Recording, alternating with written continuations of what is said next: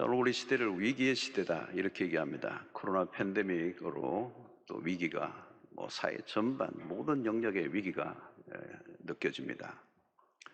그러나 그 어떤 것보다도 가장 기초 근간이 되는 것은 가정이 아닌가. 이 가정의 위기를 우리는 맞고 있습니다. 이 가정에 관련된 이 수치들은 절망적인 수치들이 많습니다. 다 언급하지 않아도 우리가 잘 알고 있습니다.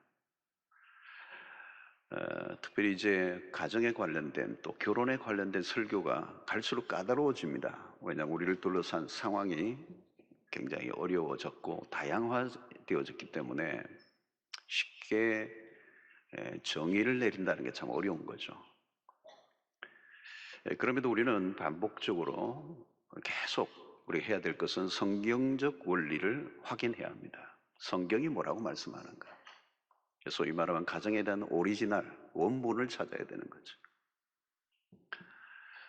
요즘 사람들이 결혼을 하지만 결혼이 무엇인지 알고 결혼하는가? 질문하면 쉽게 대답하지 못할 것입니다. 왜 결혼하느냐 이렇게 젊은이들이 물으니까 하도 졸라서 한다 그러더라고 부모님이. 설계도 없이 집을 지을 수가 있겠습니까? 설계도가 없이. 설계 도면이 없으면 집을 못 짓습니다. 지을 수는 있겠죠. 그런데 무너집니다. 마치 그것이 뭐냐면 행복이 무엇인지 모르고 행복을 추구하는 것 같습니다. 행복을 추구하는데 행복이 과연 뭐냐는 거죠. 쉬운 대답이 아닙니다. 자, 우리는 오늘 신자들마저도 전통적 그리고 세속적 결혼관의 영향을 받고 있습니다. 소위 말하면 결혼관이 왜곡되어 있다는 겁니다. 잘못된 도면을 가지고 집을 짓고 있는 것과 같은 거죠. 여러분, 결혼의 원본은 바로 하나님으로부터 왔습니다. 특별히 창세기. 인류의 최초에 하나님이 제정하셨습니다. 인간이 만든 문화의 산물이 아닙니다, 결혼은. 하나님이 디자인하신 것. 하나님이 만드신 게 가정입니다. 하나님 여섯째 날까지 창조의 사역을 완성하셨죠. 그 창조의 사역은 완전했습니다. 그리고 창조가 하나씩 이루어질 때마다 하나님은 보시기에 좋았더라. 보시기에 좋았더라. 그랬습니다. 근데 마지막 하나님이 보시기에 좋지 않은 게 하나 있었어요. 그게 오늘 18절에 여호와 하나님이 이르시되 사람이 혼자 사는 것이 좋지 아니하니 내가 그를 위하여 돕는 배필을 지으리라 하시니라. 여기 아담이 혼자 있는 것을 좋지 않게 보셨다는 거예요. 혼자 사는 것이 좋지 아니하니, 이 좋지 않다라고는 이 표현을 원문으로 들여다보면 굉장히 강한 표현입니다. 적당하게 그냥 좀 안 좋네 이게 아니에요. 나쁘다라고는 표현이에요. 오늘날 혼자 사는 문화가 강조되고 있습니다. 혼자 사는 것을 미화하고 있습니다. 그러나 그것은 하나님의 의도와 거리가 먼 것입니다. 특별한 목적을 위해 싱글로 살거나 독신의 은사를 받은 사람이 있긴 하지만 일반적인 것은 아닙니다. 어떤 이는 자유롭게 살고 싶어 결혼을 거부합니다. 그리고 결혼을 일종의 굴레로 여깁니다. 그것도 역시 오늘 이 시대의 문화가 만들어낸 산물이라고 볼 수가 있습니다. 혼자 살면 과연 자유로울까? 핵심은 혼자 사느냐 함께 사느냐가 아닙니다. 더 본질적인 질문을 해야 돼요. 인간에게 찾아온 불행은 본래 하나님이 의도하셨던 그 계획에서 멀어졌을 때 온 것이죠. 그 깊은 곳에 들어가 보면 죄가 있습니다. 만약 우리가 죄성을 극복한다면 결혼 제도를 통하여 주시는 축복이 얼마나 큰가를 깨닫게 됩니다. 하나님이 의도하셨던 가정 안에는 신비로움이 있습니다. 이 세상에 어디에서도 경험할 수 없는 기쁨과 행복이 가정 안에, 부부의 관계 안에 있다는 것. 세상은 그것이 무엇인지 모릅니다. 또 누릴 수도 없어요. 함께 할 때의 행복이 혼자의 행복과 질이 전혀 다르다는 것. 그래서 혼자 산다고 자유가 오는 것이 아닙니다. 자유와 행복은 부부의 진정한 연합을 통하여 주신다는 것. 그래서 우리의 기준은 세상이 아니라 성경이어야 합니다. 그리스도인들은 언제나 이 문화, 이 세상에 주는 어떤 환경과 상황이 아니라 컨텍스트가 아니라 텍스트, 하나님의 말씀이 우리의 모든 삶의 가정의 기준이 되어야 한다. 마귀는 이걸 흐트러 버리는 거죠. 마귀는 관계를 깨려고 하고 가정이 별 볼 일 없는 것처럼 오히려 가정이 우리의 삶을 오히려 속박하고 힘들게 한다라고 하는 메시지를 계속 주면서 사람들을 유린하고 있습니다. 그것은 가정제도를 만드신 하나님에 대한 정면 도전이라고 할 수가 있는 것입니다. 자, 사람이 혼자 사는 것이 좋지 않아 보인 것에 대한 하나님의 처방이 무엇입니까? 돕는 배필을 만들어 주셨습니다. 근데 본문에 의하면 배필을 짓기 전에 아담에게 어떤 명령을 하나님이 내리십니다. 그게 뭐냐면 동산에 하나님이 지으신 각종 동물과 공중에 나는 새들에게 이름을 짓게 하십니다. 아담은 동산을 거닐며 이름을 짓기 위해서 다양한 동물들을 유심히 관찰했을 거예요. 그리고 하나님이 창조하신 이 동식물의 세계가 얼마나 아름다운지 그 동물 하나하나와 시간을 가지면서 즐거운 시간을 보냈을 것입니다. 구경거리가 얼마나 많았겠습니까? 에덴의 동물은. 여러분, 이름을 짓는 일은 창조 행위입니다. 그 이름 하나하나를 부를 때마다 그 생김새와 그 디자인과 거기서 오는 아주 오묘한 그 멋들을 아마 느꼈을 거예요. 원숭이의 재롱, 공작새의 화려한 쇼, 그 귀엽고 사랑스러운 동물들이 한둘이 아니었어요. 아마 그 동산을 걷는 동안에 아담은 매우 즐거웠을 거예요. 근데 뭔가 부족함이 있는 거예요. 뭔가 부족함이 있는 거예요. 그 동물의 세계를과 함께 거닐며 그 지내는 동안에 뭔가 참 즐거웠지만 뭔가 아쉬움이 있는 거죠. 현대 그리스도인들은 애완동물을 많이 키웁니다. 특히 애완견을 참 좋아합니다. 동물병원들이 많아졌고 슈퍼마켓에 가면 개나 고양이에 대한 취급하는 코너가 점점 늘어갑니다. 어떤 여자분은 남편보다 개가 훨씬 더 좋다고 말합니다. 그냥 좋다고만 하지 않고 남편보다 낫다고 얘기합니다. 결국 그렇게 되면 남편이 뭐보다 못하다는 뉘앙스가 들어가죠. 심지어 강아지 때문에 다투어 남편과 이혼하는 경우도 있습니다. 동물이지만 완전한 가족으로 여깁니다. 유산이라도 남길 분위기입니다. 예, 이 강아지들을 보면 주인에게 분명히 즐거움을 줍니다. 그러나 아무리 좋고 즐거움을 주어도 수준이 강아지입니다. 인간을 대신할 수는 없습니다. 강아지와 시간을 함께 보낼 수 있지만 인생을 논할 수는 없습니다. 외로움을 달래주기는 하지만 영혼의 깊은 것을 나눌 수는 없습니다. 원초적인 얘기는 할 수가 있겠죠. 앉아, 일었어. 밥 먹었니? 먹어라. 인간은 달라요, 여러분. 식물과도 대화가 가능하고요. 동물들과도 대화가 가능해요. 그러나 하나님의 형상으로 지원받은 인간과는 달라요. 인간의 고독에 대한 하나님의 처방은 강아지나 고양이가 아닙니다. 여자를 지으셨다는 거예요. 아담이 외로우니까 더 멋진 영특한 강아지를 붙여주신 게 아닙니다. 돕는 배필, 하와를 지어주셨다. 소울메이트, 영혼을 함께하는 파트너를 세우신.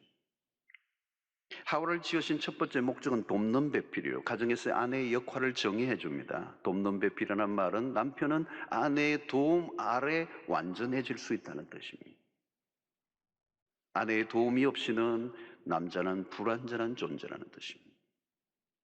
아내도 마찬가지입니다. 결혼은 혼자 이루는 것이 아니라 함께 이루어가는 것입니다. 돕는 배필이란 단순히 돕는다는 보조적 역할이 아니에요. 남자에게 종속된 존재나 의존적 존재를 말하는 것이 아니라 단순히 외로움을 달래주는 정도, 빨래나 하고 아이나 길러주는 정도가 아니라 그보다 훨씬 더 높은 의도가 이 돕는 배필, 에젤을 지으셨다는 겁니다. 여기는 조화의 의미가 있고 상호 보완적인 의미가 있습니다. 남자와 여자는 서로 대치하고 갈등하는 관계가 아니라 서로 돕고 조화를 이루며 함께 완성을 향하여 나아가는 존재로 만나게 하셨다는 거예요. 하나님이 남자와 여자를 창조하셨다. 이게 매우 중요한 원리입니다. 그냥 남자만만이, 여자만만이 남자와 여자의 그 역할, 그 기능이 있다는 거예요. 1장 27절에 보면 하나님이 자기 형상 곧 하나님의 형상대로 사람을 창조하시되 남자와 여자를 창조하시고 창조하신 목적이 있습니다. 28절에 보니까 하나님이 그들에게 복을 주시며 하나님이 그들에게 이르시되 생육하고 번성하여 땅에 충만하라. 땅을 정복하라. 바다의 물고기와 하늘의 새와 땅에 움직이는 모든 생물을 다스리라 하시니라. 문화 대명령, 성교적 명령. 그 가정은 하나님의 뜻이 있다는 거예요. 그냥 가정을 만드신 게 아니에요. 두 사람이 그냥 알콩달콩 사는 정도로 가정을 만드신 게 아니라 그 가정을 만드신 하나님의 더 원대하고 큰 목적이 있다는 것입니다. 분명한 목표가 없는 결혼과 가정은 헷갈리게 돼 있어요. 뜨거운 사랑만으로 채울 수 없는 허전함이 있게 되어 있습니다.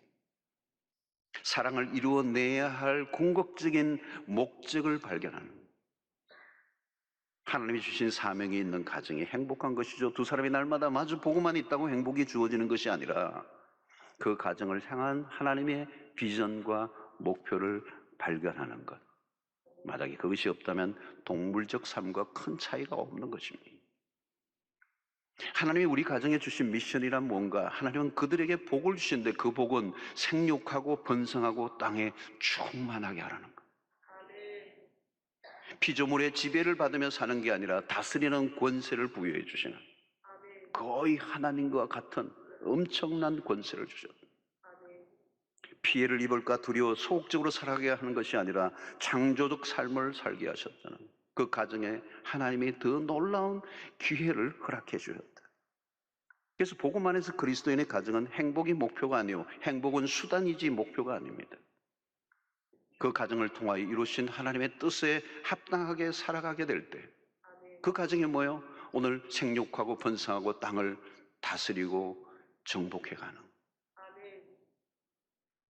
하나님의 부르심에 민감하게 반응하고 그 미션을 가지고 살아갈 때 아름다운 가정이 되는 것입니다.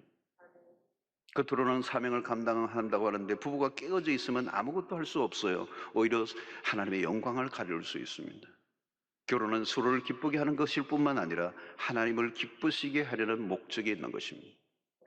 부부가 하나님을 기쁘시기로 할 때 서로에게 기쁨이 주어지게 되는 것입니다. 결혼관계 안에서 성숙함에 이를 때 그 가정을 통하여 할 일이 많아집니다. 생육하고 번성하는 것. 특별히 오늘 우리가 사도행전의 역사를 통해서 예루살렘과 온 유대와 사마리아 땅끝까지 복음을 전하는 이 선교적 사명뿐만 아니라 또 우리 자녀들에게 믿음을 개성시켜주는 작업들. 오늘 어버이 주일인데요, 참 우리의 어버들이 해야 될 가장 중요한 미션이 뭐냐? 우리의 가지고 있는 믿음을 다음 세대에게 전승해 주는 것. 우리가 받은 구원을 우리의 자녀들이 구원을 받게 하는 것. 그것이 생육하고 번성하는 단순히 생물학적 번성이 아니라, 그것만으로 끝나는 게 아니라 영적인 번성을 해야 된다는 거예요. 이 코로나 팬데믹 이후에 특별히 한국교회는 다음 세대에 치명타를 입었습니다. 많은 교회들이, 아이들이 이 코로나에 교회를 나오지 못한 거예요. 이 믿음이, 어른들도 지키기 힘든데 아이들이 무슨 재간으로 지켜냅니까? 믿음의 대가 끊기고 있는 거죠. 사랑하는 성도 여러분, 오늘 생육하고 번성하고 이 땅을 다스리는 이 창조, 이 명령, 그것이 오늘 신약시대 그리스도인들에게는 이제는 땅끝까지 복음을 전할 뿐만 아니라 우리의 다음 세대들에게 믿음을 계승해 주는 이 일을 하나님이 우리에게 주시고, 우리에게 주신 이 믿음의 복이 다음 세대에게도 전승되는 것이 되어야 된다. 여러분들의 가정에 그 복이 임하게 되기를 축원합니다. 우리가 가정에 하나님을 기쁘시게 하기 위해서 살아가게 될 때, 하나님이 우리에게 주신 그 미션을 붙잡고 우리의 가정에 달려갈 때 행복은 덤으로 찾아올 줄로 믿습니다. 자, 가정에서 매우 중요한 것은 하나됨이죠. 24절에 보니까 남자가 그 부모를 떠나 그 아내와 연합하여 둘이 한 몸을 이룰지로다. 결혼이란 완전한 연합이에요. 부부가 둘이 아니라 하나가 되는 것입니다. 특히 하나됨의 결합은 하나님에 의해서 이루어지는 것입니다. 인류 최초의 중매는 하나님이 하셨습니다. 최초의 중매쟁이 하나님이시죠. 최초의 주례도 하나님이 하셨어요. 22절을 보면 여호와 하나님이 아담에게서 취하신 그 갈빗대로 여자를 만드시고 그를 아담에게로 이끌어 오시니 그랬어요. 하나님께서 여자를 만드시고 그를 아담에게로 이끌어 오셨다는 거예요. 가정을 이루게 하신 분은 오직 하나님이십니다. 둘이 좋아 결혼하는 게 아니에요. 하나님이 주도하셨습니다. 내가 찾아 만나는 게 아니라 하나님이 이끌어 드리는 사람을 내가 만나는 거죠. 이 결혼의 출발이 너무나도 중요합니다. 둘만의 애정으로 결혼하면 위험해요. 그 둘을 만나게 하신 하나님의 역할이 중요하다. 하나님이 이끌어 들이신 사람. 다시 말하면 결혼은 하나님의 섭리 아래서 이루어져야 된다. 둘이 좋아 만나 결혼했지만 그 안에는 하나님의 섭리가 있음을 발견해야 그 가정이 건강한 가정이 될 수가 있습니다. 자, 하나가 되었다는 것은 무엇을 말해주는 것입니까? 공동 운명체요. 남편이 잘못했다는 말은 아내가 잘못했다는 말보다 같아요.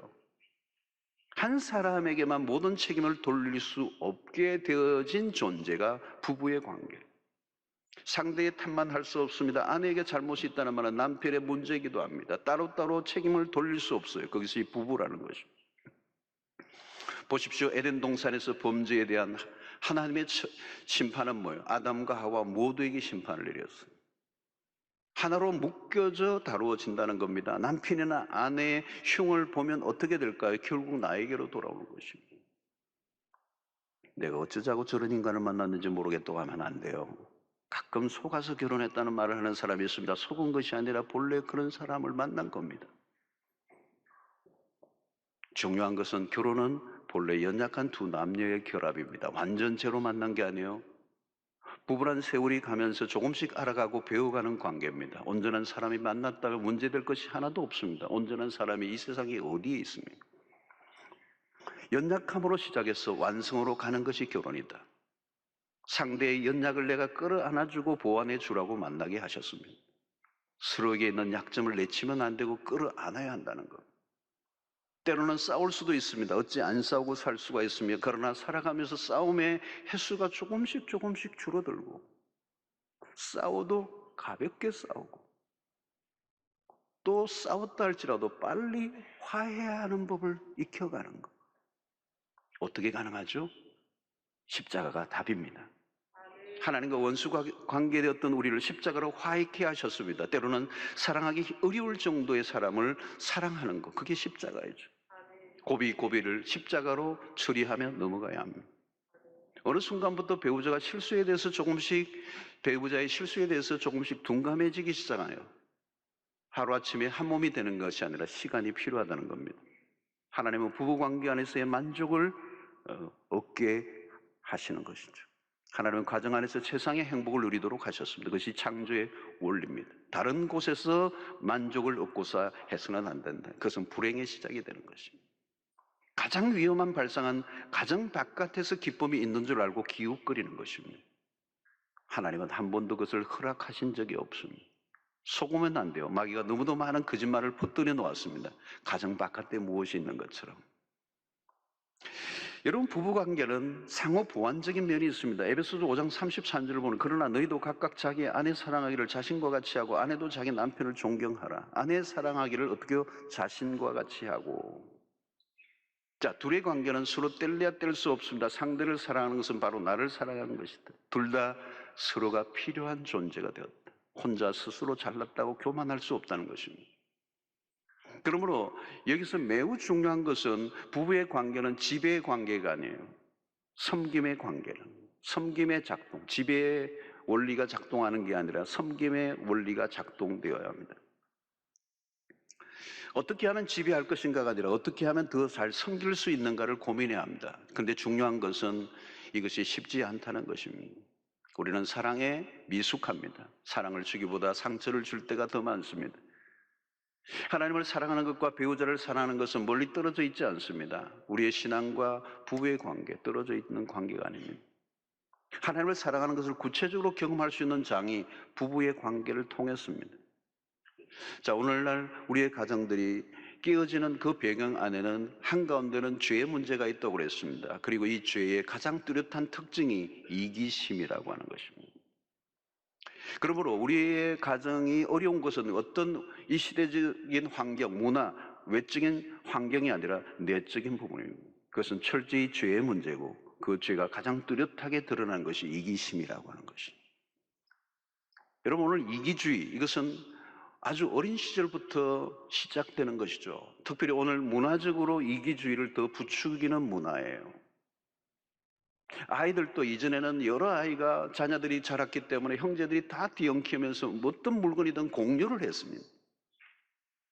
그러나 요즘은 하나 둘만 키우니까 독점을 하는 환경이 있습니다. 자기 거를 챙기는 이기적인 것들이 굉장히 자라갈 수 있는, 익숙해질 수 있는 문화 속에 살아가고 있어요.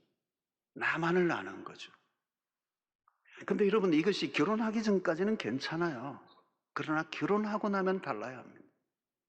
이기심과 또 다른 이기심이 만나면 충돌은 불가피합니다. 불행의 시작이에요. 디모데후서 3장의 말세에 고통하는 때의 특징을 얘기하죠. 첫 번째 지적하는 게 3장 2절에 사람들이 자기를 사랑하며 자기애, 병적 자기애, 나만의 삶을 고집하는 삶. 여러분, 결혼은 나라고 하는 것을 해체하고 우리로 가야 하는 겁니다. me, my, mine이 아니고 we로 가야 돼요. 결혼한 이후에는 자기 자신보다 배우자에게로 관심을 옮겨야 합니다. 행복을 빼앗기는 것은 다른 외적 조건 때문이 아닙니다. 핵심은 이기심이에요. 이기심의 행동을 보세요. 한순간 행복도 기쁨도 다 이기심을 붙잡고 있는 동안 깨어지고 맙니다. 이기심을 그대로 두고 행복할 수는 없습니다. 이기심을 극복하는 거 매우 어렵습니다. 이것은 하루아침에 이루어질 수 있는 일이 아니에요. 결혼하기 이전에는 내가 그렇게 이기적인 존재라는 것을 모릅니다. 근데 함께 살다 보니 내 이기심이 드러나기 시작합니다. 그리고 나의 미숙함이 드러나기 시작하죠.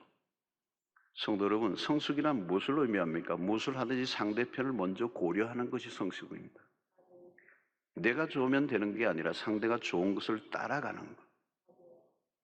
작은 이기심을 이기고 나면 거기서 오는 기쁨이 있어요. 처음에는 쉽지 않습니다. 근데 조금씩 경험해 가면서 그것을 깨닫게 되는 거죠. 여러분, 어린아이들이 왜 유치합니까? 어릴수록 자기밖에 모르기 때문에. 다른 사람을 고려하지 않습니다. 자기 배가 고프면 그것밖에 생각을 하지 않습니다. 그런데 어른이 되어가면 나만 고픈 게 아니라 상대도 배고픈 걸 알게 되는 거죠.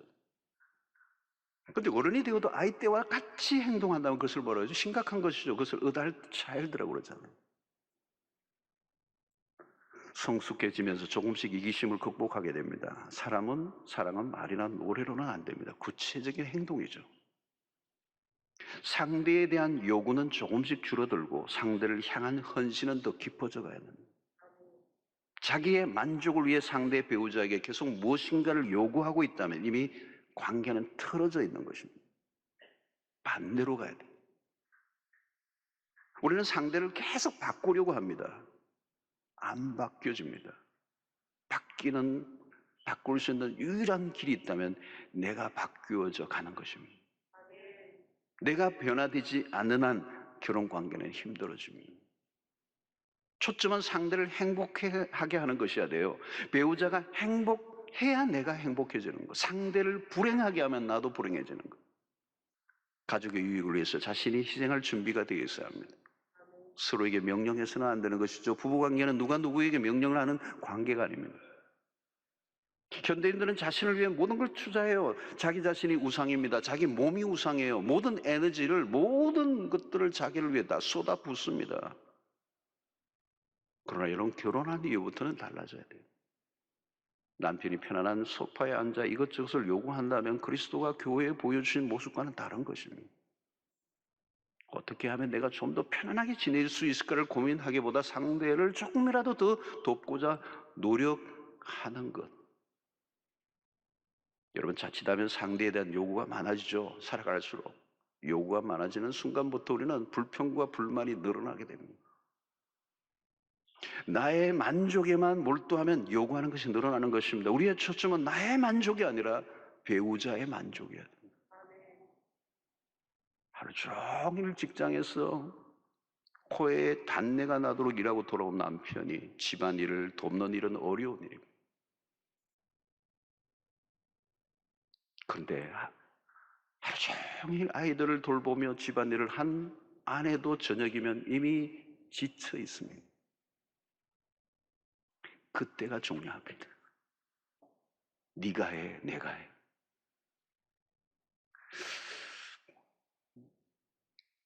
집안일을 도우려고 하는 남편을 조금이라도 더 쉬게 하려고 하는 아내를 조금 더 쉬게 하려고 지친 몸이지만 집안일을 돕고자 하는 남편, 그것이 최상의 관계죠. 사랑은 뭘까요, 여러분? 희생입니다. 희생이라는 단어에는 대가 지불이라는 것이 들어있어요. 대가 지불이 쉬운 것은 아닙니다. 이타적 삶을 산다는 것은 일상으로 들어가면 쉬운 얘기가 아닙니다. 그러나 내 몸은 좀 불편할지 모르지만 내가 기어이 용기를 내어 일어서서 아내를 돕고 남편을 도울 때 내 몸은 피곤하지만 밀려오는 기쁨이 있어요. 대개는 나만의 편안함에 익숙해져 있습니다. 그러나 그 태도로는 우리의 부부의 과정을 아름답게 세워가기는 어려워요. 끊임없이 상대를 섬기기 위해 나의 불편함을 받아들여야 합니다. 그것이 성숙으로 가는 길입니다. 배우자를 위해 수고한다 해도 자랑하거나 생색낼 수 없어요. 아내에게 한 것은 내 몸에게 한 것이기 때문에 자기 자신과 같지 않아. 이기심의 극복은 어디에서 가능한가? 이것도 십자가밖에 없어요. 십자가의 신앙을 일상으로 살아가는 거. 우리 지난 고난주간에 우리가 특설을 했는데요. 십자가가 일상으로 살아내게 하는 것은 이런 부부의 관계에서도 일어난다. 그리스도는 우리를 섬기기 위해 죽기까지 복종하셨어요. 철저히 상대를 위해 죽어줄 수 있다면 그것은 십자가의 원리밖에 없습니다. 세상에서는 불가능한 것이. 가정 안에서 십자가가 얼마나 중요한지, 가정이 복음 위에 세워져야 한다는 게 무엇을 의미하는지, 십자가 동떨어져 있는 순간 우리의 가정의 관계는 냉각되고 혼란 속에 빠질 수밖에 없어요. 그래서 오늘날 십자가 없는 가정은 궁극적으로는 진정한 가정을 이루어낼 수가 없습니다. 주님이 주신 황금률, 부부의 관계에서도 발견됩니다. 골든 룰이라고 하는 아주 기가 막힌 마태복음 7장 12절의 말씀처럼 그러므로 무엇이든지 남에게 대접을 받고자 하는 대로 너희도 남을 대접하라. 이것이 율법이요 선지자니라. 엄청난 얘기예요. 그래서 이것을 골든 룰이라고 합니다. 황금의 법이라는 거죠. 황금률이라는 거죠. 그러니까 이 말은 뭘까요? 배우자가 나를 위해 해주었으면 하는 그 마음을 가지고 그대로 상대에게 하라는 거예요. 요구하지 말고 그 생각이 들면 상대도 그 생각을 하고 있기 때문에 동일하게 해주라는 거예요. 여러분, 우리가 어떤 곳에 가고 싶어도 내가 가고 싶은 것이 아니라 배우자가 가고 싶은 곳을 선택.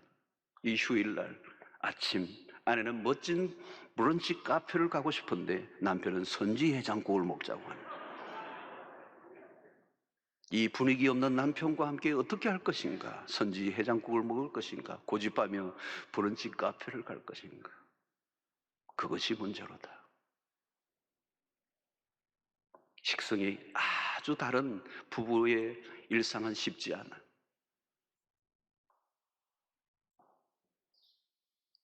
내가 원하는 것이 아니라 상대가 원하는 것을 따라갈 줄 아는 것. 그것이 성숙이죠. 상대에 대한 배려. 우리는 이제 우리 자신을 기쁘게 하기 위해 존재하는 사람이 아니에요. 상대의 기쁨이 나의 기쁨이 되는 것. 서로의 필요에 민감하게 반응해야 합니다. 서로의 필요를 충족시켜주고 상호 보완적이어야 합니다. 중요한 것은 서로의 차이를 이해하고 인정하고 용납하는 것. 다르다는 것을 이해하고 받아들여 주는 것. 여러분, 남자가 남자다운 것은 결국 아내의 필요를 채워주는 것으로 나타나야 하고, 여자의 여자다움은 여자로서의 역할을 통해 남편의 필요를 채워주는 것이어야 돼요. 그때 여자는 여자다워지고 남자는 남자다워지는 거예요. 요즘 젠더의 갈등이 많은데 사실은 성경에 답이 있어. 나의 필요가 아니라 상대의 필요에 다가가는 것. 여러분, 결혼 생활을 할수록 상대를 더 알아갑니다. 알아간다는 말은 장점도 보이지만 사실은 단점이 더 많이 보이게 되는 거예요. 사람이라면 누구나 장점과 단점을 가지고 있습니다. 단점이 보이면 보완해 주라고 보인 것이지 비난하고 지적하고 상처를 주라고 보여진 것은 아닙니다. 남자와 여자는 다르죠. 같은 것도 많지만 다른 것도 참 많습니다. 대화의 방식이 다르고 관심도 다르고 정서적인 욕구도 다르고 문제의 접근 방식도 다르고 논리적이고 정서적인 부분에서도 많은 차이가 있고 기질의 차이도 있고, 기질 가운데서도 여러분 이 담즙질과 다혈질이 만나면요 참 쉽지 않아요. 담즙질은 그냥 좀 이지고잉이 많잖아요. 뭐 편안해요. 주일날 교회 올 때도 산부에 들어가면 되지 않냐, 뭐 이런 불이 담즙질이고, 다혈질은 정시에 들어오셔야 되는 분들이에요. 이분이 같이 만나면 얼마나 힘이 들겠어요. 하나님이 다르게 지으셨다는 것입니다. 서로 조율해 가야 되는, 절충을 해야 되고 협상을 해야 되고, 이 안에는 시간이 필요한 것입니다. 처음에는 서로 이기려고 하다가 점점 지는 훈련을 합니다. 지는 것이 이긴다는 것을 발견하기까지는 시간이 오래 걸립니다.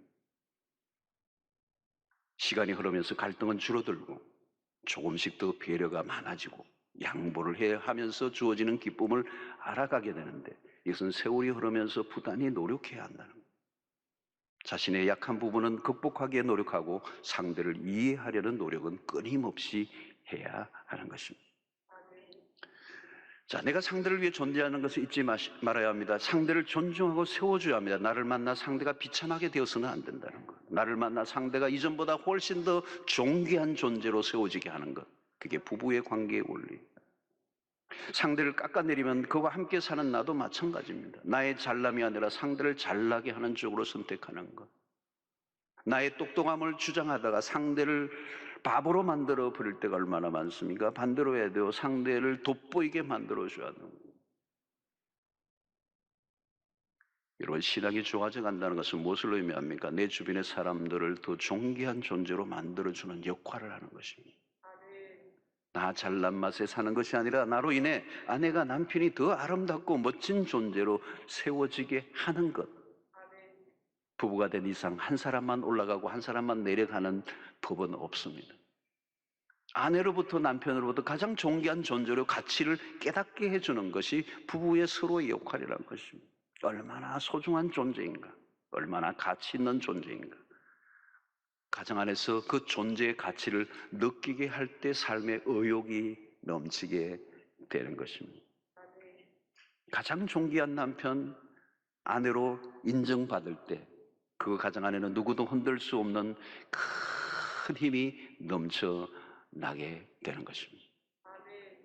사랑하는 성도 여러분, 그리스도 안에서 존귀한 가치를 발견해 주는 것, 누가 누구를 비교하는 것이 아니라 오직 그만이 가지고 있는 가치를 인정하고 세워주는 것, 그때 그 안에 있는 무한한 가능성의 꽃이 피어나게 하는 것이 부부의 서로의 역할인 줄로 믿습니다. 결혼, 부부는 그리스도와 교회의 신비로운 열합을 통한 비밀이 있습니다. 우리의 가정의 부부의 관계가 갈수록 복되고 풍성해지는 은혜의 장이 될 수 있기를 바랍니다. 부부관계를 통해서만 성숙에 이르게 하시는 뜻이 있습니다. 하루아침에 결코 완성된 그림이 나오지 않아요. 긴 싸움입니다. 우리의 신앙도, 우리의 인격도, 우리의 가정도 시간을 통하여서 조금씩 익어가는 것입니다. 갈수록 성숙에 이를 때 이전에 보이지 않던 세계가 보이기 시작합니다. 결혼 안에는 하나님이 감추어 놓은 비경들이 있습니다. 가정은 하나님의 놀라운 작품입니다. 하나님은 그 가정 안에서 우리가 생각하고 경험하는 것보다 훨씬 더 크고 놀라운 비밀과 신비를 숨겨 놓으셨습니다. 그리스도인들은 이 흔들리며 고통하는 가정들 속에서 성경이 제시하는 가정이 어떤가를 세상에 증명해야 할 사명이 있어요. 오늘 세상은 진정한 가정이 무엇인지를 몰라요. 그리고 혼란한, 왜곡된 결혼 생활에 고통하는 사람들이 한두 명이 아닙니다. 그때 우리는 하나님이 디자인하신 이 가정, 그 가정 안에 감추어진 하나님의 축복과 그 선물들이 무엇인지를 우리의 부부의 관계를 통하여 증명해 줘야 할 사명이 우리에게 있다. 야, 가정이라는 게 저런 거구나. 부부의 관계가 저런 거구나.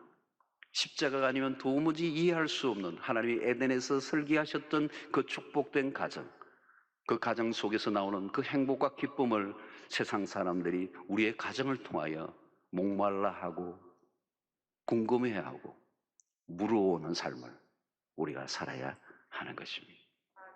하나님은 결혼을 통하여 우리를 성화에 이르게 하시고 하나님의 영광을 드러내기를 원하십니다. 그것은 우리의 힘만으로는 안 돼요. 순간순간 하나님의 도우심을 구해야 합니다. 끊임없이 기도해야 합니다. 그리고 가정이라는 집을 세워가는 것이죠. 그리고 그 가정의 기초는 건강한 부부관계예요. 그 기초를 단단히 할 때, 그 가정이 점점 완성을 향하여 나아갈 때 하나님은 우리 가정 안에서 더 많은 것을 누리게 하실 뿐만 아니라 그 건강한 가정에 하나님은 많은 것을 맡겨주신다는 거예요. 하나님의 뜻을 이루어갈 수 있도록. 여러분, 이 부부의 관계가 흔들리면요, 가정이 전체가 다 흔들리게 돼 있어요. 이 부부의 관계가 강력하게 건강해서 있으면 부모와의 관계도 흔들림이 없어요. 자녀와의 관계도 문제가 없어요. 요즘 이런 어버이날에 와도 긴장감이 있어서 가정의 달이면 더 가정이 더 신경 쓰이는 일들이 많이 있습니다. 그러나 여러분, 부부의 관계가 건강한 그리스도 중심적 부부가 된다면 부모의 관계도 안정감이 있어요. 시댁과 친정의 문제에 갈등 없이 지낼 수가 있어요. 문제는 부부의 관계예요. 부부의 관계가 흔들리면 뭐가 다 뒤엉켜져 버리는 것이죠. 자녀와의 관계도 뒤엉켜 버립니다. 그러면 그 안에서 주는 에너지가 나오지가 않아요. 그러면 아무것도 할 수가 없습니다. 하나님은 이 건강한 가정을, 이 부부의 관계를 통하여 가정을 건강하게 세우기를 원하시고 그 가정을 통하여 나온 에너지를 통하여 하나님의 뜻을 이루는 일에 쓰여지기를 원하시는 것이다. 하나님 여러분들의 가정을 사용하기를 원하십니다. 그리고 여러분들의 가정을 축복하기를 원하십니다. 그리고 여러분들의 가정을 통하여 하나님의 위대한 미션을 이루어 가기를 원하신다는 거예요. 오늘 이 가정을 사단은 공격하고 가정을 흔들어 놓는 일에 혈안이 되어 있습니다. 우리는 하나님이 만드신 이 가정의 이 오리지널한 원리를 붙잡고 이 설계 도면을 가지고 이 창세기 안에서 가르쳐주는 이 하나님의 가정에 대한 메시지를 굳게 붙잡고 그 성경의 원리로 계속 힘들지만 그 원리를 붙잡고 적용하고자 애를 쓸 때 우리가 한 번도 맛보지 못했던 더 결혼 안에 감춰져 있는 하나님의 비밀들과 신비를 깨달아가며 하나님의 주신 위로와 소망과 기쁨과 즐거움과 희락이 여러분들의 부부관계, 가정 안에서 흘러넘칠 때 부모님에게, 자녀들에게 흘러가며 그리고 이웃들에게 흘러가 이 땅을 온전케 하고 세상을 회복시키는 역사에 여러분들의 가정이 쓰임받는 역사가 있게 될 줄로 믿습니다.